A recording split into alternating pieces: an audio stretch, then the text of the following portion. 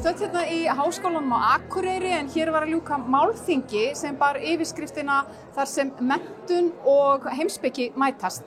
Við skulum aðeins kynna okkur nánar út af hvað þetta málþing gekk. Já, tilefnið var nú eiginlega bara það að Guðmundur Heiðar væri að kveðja okkur eftir 30 ára starf í skólan, orðinn 70 og það fannst okkur tilvalið að svona halda upp á það með einhverjum hætti og kveðja hann svona svolítið, já, skemmtilega og svona í leiðinni fá sögulegt yfirlit og já, svona myndbrot frá samstarfsfólki fyrr og nú. Það var nú svona, já, það var eiginlega það sem það snýrist allt saman um. Er það venjan að prófessorar séu kvaddir með þessum hætti hérna í háskólanum?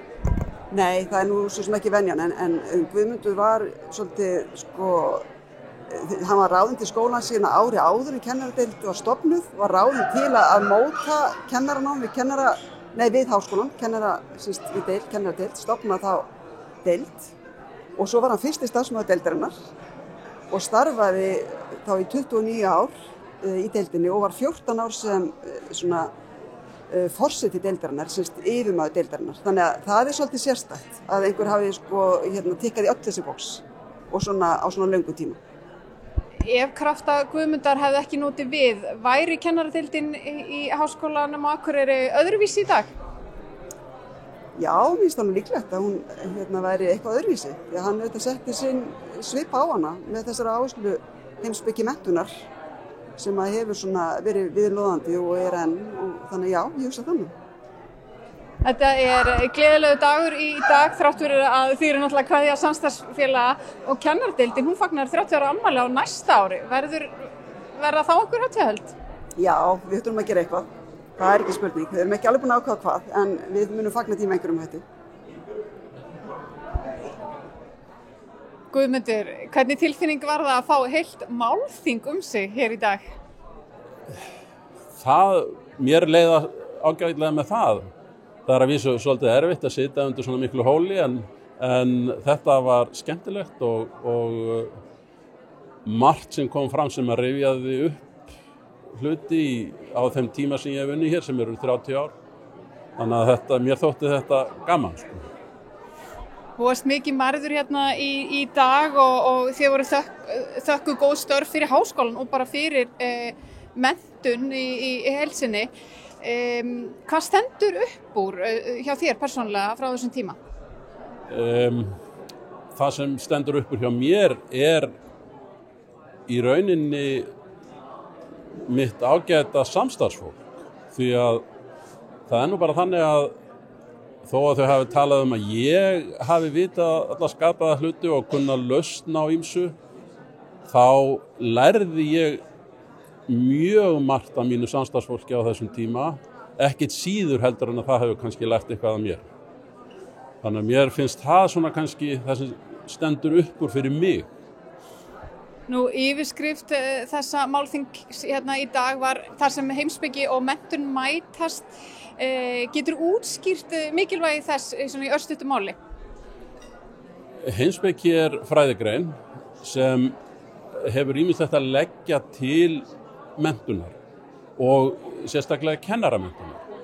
Og ástæðan er svo að heimspeki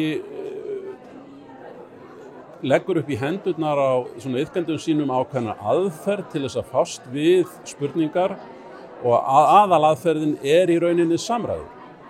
Og til þess að komast að niðurstöðu eiginlega hvað eina, þá þarf að beita rökum, það þarf að réttlæta og rökstyðja að helst allt sem maður segir og þetta er mikilvægt, ég tala nú ekki í nútímanum, að sem flestir tilengi sér. Þannig að heimspekin mætir menntuninni bæði sem fræðigrein og líka sem svona ákveðin aðferð til þess að fást við bæði lífið og samfélagið. Margir hafa mært Guðmund hérna í dag en að þínu mati, hvað á hann mest hrós skilið fyrir? Það náttúrulega var að tala mest Guðmund í dag í sambandi við störf hans fyrir Háskólann á Akureyri og hann var forstöðumaður eða deildarforseti kennaradeildar mjög lengi og tók þátt í ýmsum öðrum mikilvægum störfum fyrir háskólann og vissulega gerði það allt sem hann afskaplega vel og mannkostir hans voru margir hér í dag eins og hann átti skilið en ég lagði áherslu í mínu erindi á framlagan sem rannsakanda og sérstaklega bók hans skóla og lýðræði sem kom úr 2018 og mér finnst til að seint hvað hún hafi ekki vakið meiri athygli svona í íslenskri menntamála umræðu heldur en raunveruleg vitni vegna þess að ég tel hann að vera heilsteyptustu bók íslensk skólamál sem hefur bara komið út síðan í eldgamla daga þegar Guðmundur Finnbogason var að skrifa þessi mál á fyrir hluta 20. aldar þannig að ég einlega skora á íslenska menntahugsuði og nemendur sem að skrifa doktors- eða meistararitgerðir mentamál að skoða vandlega skrif Guðmundar því þau koma inn á svo mjög margar hluti sem að tengjast menntun eins og mannréttindi, kennslu, borgaramenntun og fleira og nákvæmlega hvað skóla geta gert til að byggja upp góða lýðræðistegna. Þannig að við værum bara á mjög góðri leið ef menntamálaráðherra myndi lesa þessa bók og allir sem koma að kennslu. Já, ég var svolítið svona dónalegur í lokin, ég spurði þeirra spurninga hvort að menntamálaráðherra læsi nokkuð tíma á svona bækur en ég held að það væri vel þess virði fyrir þennan menntamálaráðherra og næsta menntamálaráðherra eða hvern sem gegnir þessu embætti einmitt að velta fyrir sér svona lykilspurningum til hvers eru skólar og hvaða hlutverki þjónaðir í lýðræði samfélagi eins og Íslandi. Þú ert orðinn 70, þú hefur látið að störfum hjá háskólanum, þú ert komin á seinna lífskeiði, þú ert stjórnandi, kennari en líka heimspekingur og því vel við hæfi að enda þetta spjall á, hver er þín lífsspeki?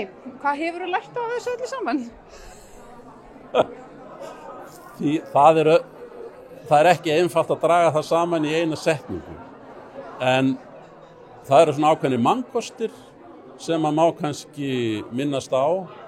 Það eru hlutir eins og víðsýni, sanngirni, ákveðið réttlæti, bæði í samfélaginu almennt og yfirleitt en heldur ekki síður í því sem maður gerir sjálfur. Og ætli það sé ekki ágætt að draga það saman í þetta. En hvað tekur nú við hjá þér? Hjá mér? Það eru ákveðnir hluti sem ég vil klára sem mér vannst ekki tími til. Það tekur kannski 3-5 ári viðbót. Svo veit ég ekki hvað verður. Ætli ég spila ekki bara golf.